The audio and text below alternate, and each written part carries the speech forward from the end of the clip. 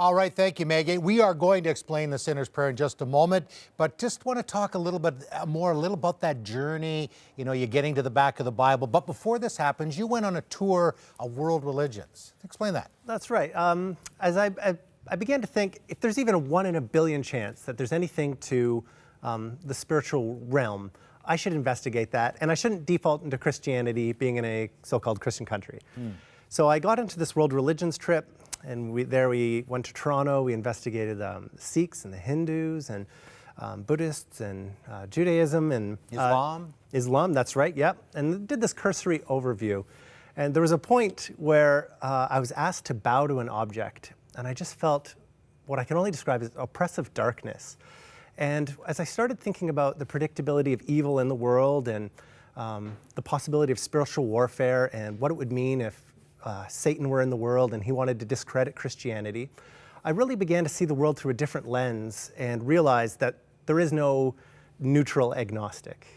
Wow, that's a good way to put it, neutral agnostic. So now you're are you warming up to Jesus and the message of the Bible?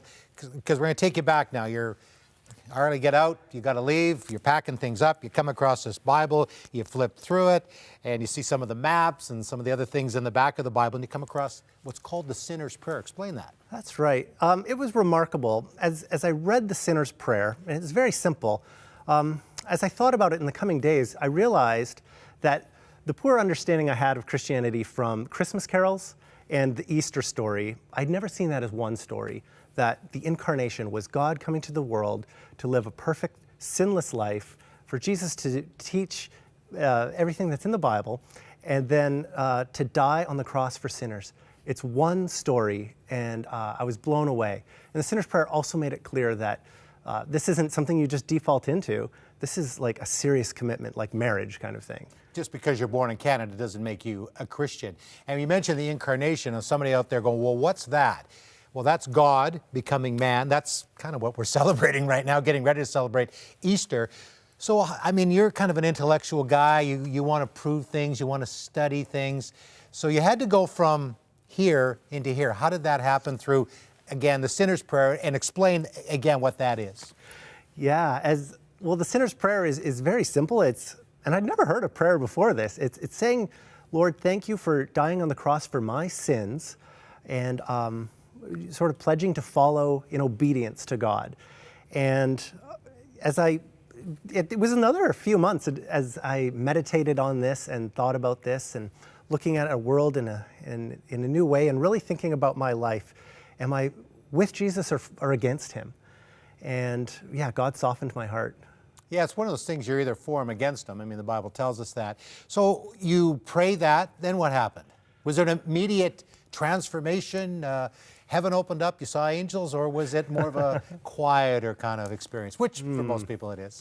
Yeah, sort of in between. There was an immediate change. I remember not having many close Christian friends. The first people I'm telling that I'm now a Christian are atheists. Okay. And I remember, like, if I had grown up in a Christian home, I would have felt, okay, I got to stop saying these things, got to stop doing these other things, but I didn't. I was completely ignorant.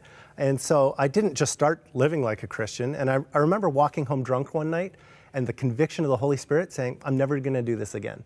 And my life was transforming. I made a lot of mistakes. This is after the sinner's prayer? Yes. Okay. Yeah, in the weeks to follow. So I think it's important that people understand that you can make that commitment and be very sincere, and there's still some things that can be pulling us back. It's spiritual warfare. Yes. And a Christian friend would soon find out, invite me to church, and then I began to grow spiritually. So how has your life changed? Are you all in? Because I know one of the things that when we were talking before coming out here is that Jesus was kind of, your thinking was maybe he's just an add-on, but it's a life commitment. Yeah, absolutely. I am all in, and serving in the church and reading and praying and growing. So it's no longer about the good outweighs the bad. It's about what Jesus did for you. That's right. We are saved by grace through faith, and our works and serving is an outpouring of that. And It's a joy. Now, as a result of that, you want to use the technology gifting that you have, and you're involved with us here at Crossroads, helping us in our growth department. Why is it important to use technology to reach people with this amazing message of God's love? Yeah, it's just an incredible time, and we have an opportunity with the internet to reach people like never before. And in many ways, it's no different than the scribes you read about in the Bible, just using the technology of the day to help leaders reach the people with the message, the good news of the gospel. Well, thank you for sharing your story, Arley. Thank you. You know, you're watching today and, maybe you were in a hotel and you saw a Gideon's Bible and you go, it's just an ancient book. Why don't you give it a try? Why don't you start reading it? Reading about what happened 2,000 years ago when Jesus, the incarnation we're talking about, came to this earth, God coming to the earth. It's an amazing story. As Maggie mentioned earlier, there are people always standing by that'll talk you through some of these things and try the best they can answer your questions. 1-866-273-4444. We'll be right back.